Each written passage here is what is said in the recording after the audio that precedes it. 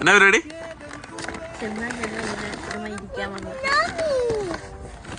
ഞങ്ങളൊരു 2 ബർഗറൊക്കെ വാങ്ങിയിട്ട്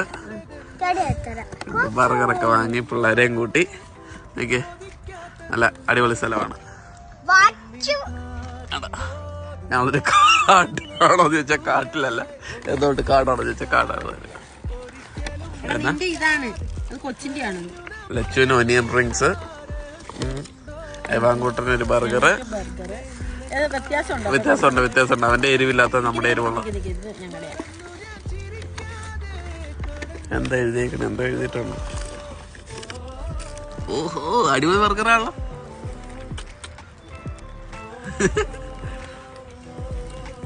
അങ്ങോട്ടാ ഇഷ്ടപ്പെട്ടോ? അങ്ങോട്ട് മുഖത്തൊക്കെ ഇരിക്കുന്നു, ഓർക്കാൻ പറ്റുന്നില്ല അവര്.